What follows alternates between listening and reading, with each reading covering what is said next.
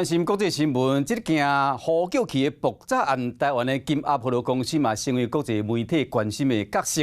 负责人苦称讲，这个产品拢是由匈牙利 BAC 生产制造。这间 BAC 到底是何方的新性？即马各国的讲法无共款，因为匈牙利媒体报道讲 ，BAC 是负责签约真正买这个呼叫器的是伫保加利亚的公司。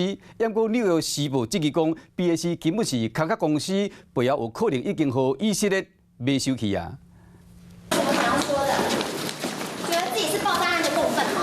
老地头章挂嘴暗，无为无据，惊出树林地检署。这个穿白衫的查某人，就是 BAC 公司在地联络人 Teresa。因为最近 BB 扣爆炸案一挂正做焦点，一定会变成轻生。实际来到内湖，无看到 BAC 咨询的办公室，不过这间叫做 Apollo System 的公司，和 logo 拢甲金 Apollo 同款。代理商 BAC 来自匈牙利，传出在地办公室由 Teresa 来做，嘛甲金 Apollo 担代理业务。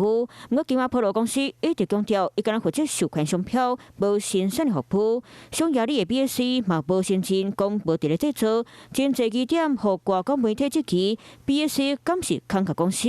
纽约时报嘛讲到，背后是以色列咧换生产链。不过匈牙利媒体阁讲 ，BAC 敢若负责签约，实际买人阁有别人，就是保加利亚公司。And Hungary's government said the reference devices have never been in Hungary.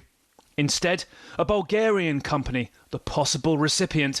Yet Bulgaria's state agency for national security said the devices never came through Bulgarian customs either.